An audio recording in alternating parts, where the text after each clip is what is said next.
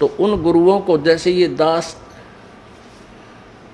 सन वैसे तो अंडरग्राउंड तो सन 1994 से चल रहा था इनके जड़ निकालन में। इनका जो भेद था 1994 से ही दास बता रहा था, ये साधना ठीक नहीं बता रही। लेकिन सन 1999 में क्रोथा के अंदर आश्रम बनाया भक्तों ने। इस दास ने वहाँ परमात्मा का प्रचार शुरू किया। 2003 में सन 2003 में ये ज्ञान एक इंटरनेशनल चैनल आस्था चैनल है, उस पर फरवरी में प्रारंभ हुआ। ये 6-7 महीने चला। उसके दौरान इनके शिष्यों ने जब वो साधना चैनल पर देखा, इनकी पोल खुल गई सारे संतों और पंथों की, इन्होंने हाहुल्ला मचा के और वो हमारा प्रोग्राम बंद करवा दिया। और लोगों में कहने लगे वो झूठा है, कपटी है, पाखंडी है, गुंडा है, ऐसे गुंडागर्दी करता है, आश्रम में ऐसा होता है।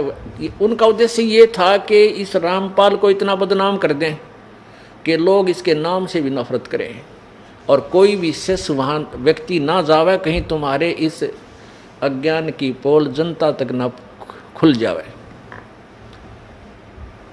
उस उद्देश्य से लेकर के इन्होंने इस दास का विरोध शुरू किया। अब वो मुझे बदनाम करने में तो सफल हो गए, लेकिन सत्य को मिटा नहीं सकते। अब जैसे कंचन सोने के ऊपर गोबर डाल दे, टट्टी घेर दे और कह दे तो बहुत बुंडा है, निकम्मा है, एक ये किसी काम का नहीं है। लेकिन जिसको सोने की पहचान है उसको पता है उस कीचड़, उस टट्टी के डाल देने से, बिस्टा डाल देने से सोने की वैल्यू कम नहीं हो सकती। जय कंचन बिस्टा पड़े घटे नेता का मोल। अब जिसको सोने का पता है ना, टट्टी कहते उस पर जहर घेर रखा, जब वह ठाकर धो मांझ कर पछली जेब में देख डालकर डांक ठोक देगा, देखे भी कोई ना कि देखो छीन ले। तो ऐसे ही इस दास से जो परिचित हो चुकी है पुण्यात्मा, एक भी टस से मस नहीं हुई इतनी बकवाद सुनकर। नहीं तो घर के भी मुंह फेर ले, घर वाले भी मुंह फेरने, इतनी बूढ़ी बकवाद। और समाचार पत्रों में, मीडिया में, हे भगवान, हे परमात्मा, आखिर आ गई इस कलयुग की। कोई भी सच्ची कहीं इंसान इस पृथ्वी पर, केवल मेरे भक्तों के अतिरिक्त जिन्होंने जो मुझे पहचान चुके हैं। इसलिए यही कारण है कि जो मीडिया को ज्ञान हम एक नंबर का अच्छी आत्मा मानता था ये दास, नो कहा करते भाई ये बात के समाचार पत्रों में आ गई है तो सही पावेगी, सच्ची होगी। अब हमें पता लग गया है कि समाचार पत्र सच्ची लिखना जानते ही नहीं। हाँ, उनकी लिख सकते हैं जिनका दबाव है इनके ऊपर, राजनेताओं की या पैसे के पुजारी हैं ये लोग, जहां इनके अच्छे पेपर बिकते सके बिक जाए, उनका कुछ भी लिख सकते हैं। तो पुण्यात्माओं, ये भगवान से बड़े नहीं है, ना राजा है ना कोई अन्य व्यक्ति है जो वैसे काज कितना ही अपना मुंह फुलाए फिरा रहे। समय आने पर देखना इनकी क्या दुर्गति होगी। आने वाला वो समय दूर नहीं है। ऐसा जुल्म फैल गया जनता में, भाई ने भाई देख कर राजी नहीं, प्राण भाई का प्यार नहानी, पैसा पैसा नजर आता है, या बकवादें आती हैं, डीजे, शराब पीना, सरेआम बहन बेटियों के साथ बदतमीजियां होनी। ये समाज बना दिया इन नकली संतों ने। अब इसको सुधारना है, इस तत्व ज्ञान से सुधरेगा, 100% सुधरेगा, क्योंकि सब दुखी हो चुके हैं। अब एक से एक बढ़िया टेलीविजन बना लिए, दिन रात गाने, फैक्स, ये क्या बोलना है, FM के, और टेलीविजन, इसमें मोबाइल छोटा सा, इसमें पूरी फिल्म 3-3, 4-4, 10-10 घंटे की बकवाद भर के, और सब देख देख कर छक लिए। क्योंकि ये आत्मा की खुराक नहीं और मन की सेटिस्फेक्शन हो ही नहीं सकती, चाहे कितना कि मैं बना ले। आप एक गाना बढ़िया सा चलता है कोई फिल्म में, एक बार तो सब के मुंह पर वही होता है, और हफ्ते पीछे वो कहीं चले तो भी अच्छा ना लगता। तो इस प्रकार एक समय ऐसा आएगा, इन बकवादां सब छक लेंगे, और किसी का कैंसर, किसी का ब्रेन ट्यूमर, किसी के फेफड़े गल गए, किसी का अधर्म मारेगा, किसी को मेंटल हो जाएगा, टेंशन। तो ये सारे की ब्रेनमेटी होगी। जब ये भौतिकवाद के परेशान किए हुए फिर आध्यात्मिकवाद को ग्रहण करते हैं, फिर ये सीधे पूछड़ होंगे इनके, जब आएंगे भगवान भी बजेंगे, ब्रह्म माटी करवा लेंगे, तो फिर ये समाज सुधरेगा। इस ज्ञान को सुनेंगे, इस आध्यात्मिक इस तत्व ज्ञान के बिना और कोई भी ज्ञान ऐसा नहीं जो पृथ्वी पर शांति पैदा कर सके या माया से मन हटा सके, और साथ में परमेश्वर पावर हमारे साथ होगी, तब ये मन टिकेगा। तो प्रसंग चल रहा था कि ये इन संतों पंथों के पास ना तो कोई वर्ड पावर है, ना इनका आध्यात्मिक ज्ञान श्रेष्ठ है, जिस कारण से समाज जो पुण्य आत्मा पहले अच्छी आत्मा थी वो भी गिरावट में आने लगी, क्योंकि उनको जो भगवान से मिलने वाला लाभ वो लेने गया था प्रभु से, वो मिला नहीं।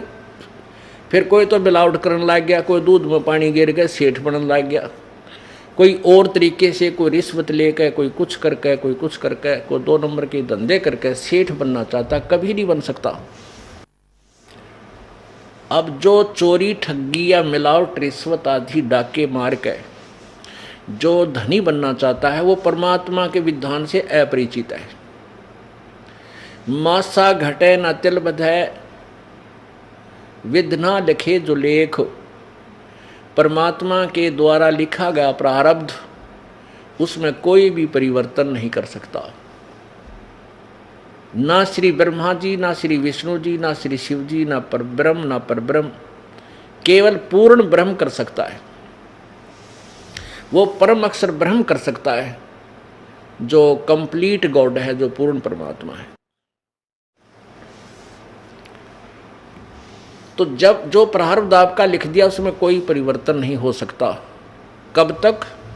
जब तक आप परम अक्षर ब्रह्म की भक्ति और परम संत से लेकर नहीं करोगे, गुरु बनाकर नहीं करोगे। और हम दुखी हो जाते हैं तो सुख प्राप्ति के लिए, कष्ट निवारण के लिए संत परमात्मा की तलाश में संत के पास जाते हैं, और वो संत जो विधि बताता हम करते भी हैं, फिर भी राहत नहीं मिलती। तो संत क्या कह देता है कि बेटा ये तो तेरा प्रारब्ध है, ये तो तुझे भोगना ही पड़ेगा। जब उसके सारे जंतर मंत्र फेल हो जाते हैं फिर वो इन शब्दों पर आ जाता है और कहता है देख भाई, भगवान श्री राम ने बाली को मारा था, सुग्रीव के भाई को। त्रेता युग में विष्णु अवतार थे श्री रामचंद्र जी, और द्वापर युग में उसने फिर श्री कृष्ण रूप में आकर के श्री विष्णु जी ने वो बदला देना पड़ा, अपने प्रारब्ध का क्रम भोगना पड़ा, और एक पारधी ने भगवान श्री कृष्ण के पैर में तीर मारकर उनकी हत्या की, बदला दिया। फिर हम वहाँ संतुष्ट हो जाते क्योंकि हमें ज्ञान था ही नहीं। भाई बात तो गुरु जी सही कह रहे हैं, जब श्री कृष्ण और विष्णु जी ने बदला देना पड़ा, कर्म भोगना पड़ा, किया हुआ, तो हमें भी भोगना ही पड़ेगा। अब पुण्य आत्माओं, फिर भगवान की आवश्यकता क्या रहेगी? जब हमें जिसे हमारे कर्म में फूटे फाटे उनमें दुख ठाना है तो भगवान की क्या आवश्यकता रहेगी? अब हम मकान क्यों बनाते हैं, झोपड़ी क्यों डालते हैं? किस लिए डालते हैं? कि आने वाली प्राकृतिक आपदाएं से बचावे।